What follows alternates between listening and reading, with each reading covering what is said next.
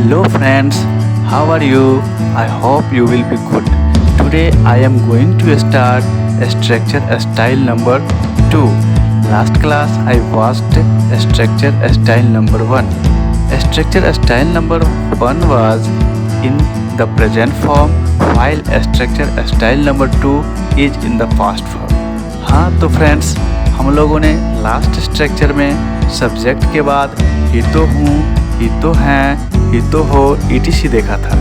अब हम लोगों को इस स्ट्रक्चर में उसी का फास्ट फॉर्म डिस्कशन करना है, अर्थात सब्जेक्ट के बाद ही तो था, ही तो थे, ही तो थी etc लगा हुआ देखेंगे। तो चलिए सबसे पहले हम लोग उसका identity, rule and after that examples देखते हैं। हाँ तो फ्रेंड्स, अब हम लोग स्ट्रक्चर स्टाइल नंबर 2 देखते हैं। सबसे पहले इसका हम लोग पहचान देखेंगे। पहचान में है ऐसे वाक्य जिसमें सब्जेक्ट के बाद ही तो था, ही तो थी, ही तो थे etc लगा हो, तो इससे पता चलता है कि सब्जेक्ट को जोरदार बनाया गया है, अतः इसका अनुवाद हम निम्न नियम से करेंगे। स्ट्रक्चर स्टाइल नंबर 2 में सब्जेक्ट को तो जोरदार बनाया ही गया है, लेकिन ये पास्ट फॉर्म में जोरदार बनाया गया है, जबकि इससे पहले वाले स्ट्रक्चर में हम लोगों ने देखा था कि प्रेजेंट फॉर्म में सब्जेक्ट को जोरदार बनाया गया था। तो ठीक है, तो पहचान क्या है? सब्जेक्ट के बाद ही तो था, ही तो थी, ही तो थे etc लगा होना चाहिए। अब इसके अगले स्लाइड में हम लोग रूल देख लेते हैं। रूल के बाद फिर एग्जाम्पल्स देखेंगे। रूल है it plus was plus subject.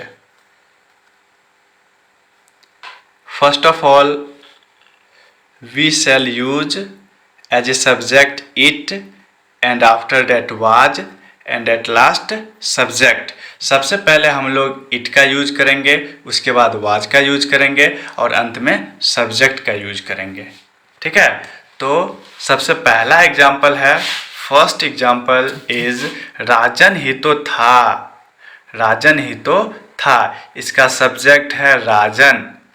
According to rule we shall use first it and after that was, क्योंकि रूल में वाज है इट के बाद, इसलिए हम लोग वाज का प्रयोग करेंगे। इट वाज और सब्जेक्ट क्या है? राजन, तो राजन का इंग्लिश राजन ही होगा, क्योंकि राजन प्रॉपर नाउन है। चूँकि यहाँ पे आर कैपिटल है, आर कैपिटल इसलिए हुआ क्योंकि राजन प्रॉपर नाउन है और प्रॉपर नाउन का फर्स्ट लेटर कैपिटल में होता है, इसलिए यहाँ आर कैपिटल हुआ।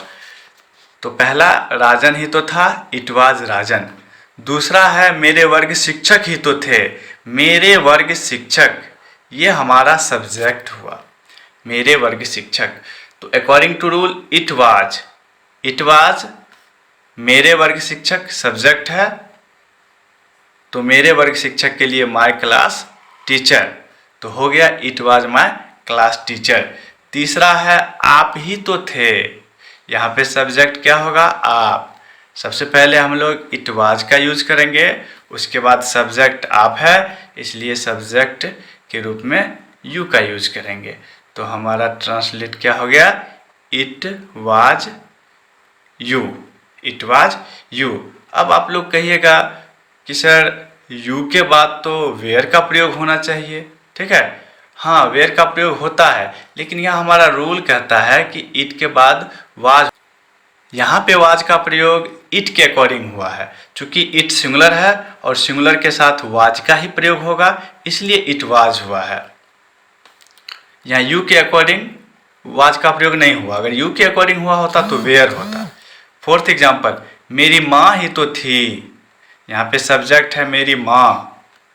सबसे पहले इट वाज मेरी माँ, सब्जेक्ट है मेरी माँ का इंग्लिश माय मदर, तो मेरी माँ ही तो थी, इट वाज माय मदर। पांचवा उदाहरण है सीता का भाई ही तो था।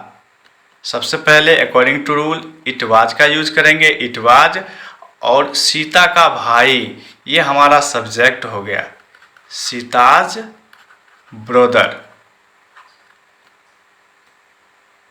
सीताज ब्रदर।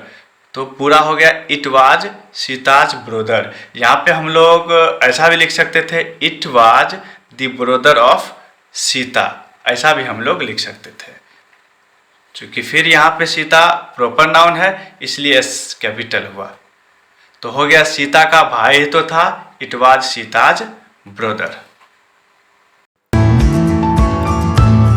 हाँ तो फ्रेंड्स, यदि आप अपने इंग्लिश को स्ट्रॉन्ग करना चाहते हैं तो मेरे स्ट्रक्चर क्लासेस को मिस ना करें। Please continue it.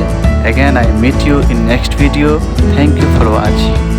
Keep a smile and enjoy the day.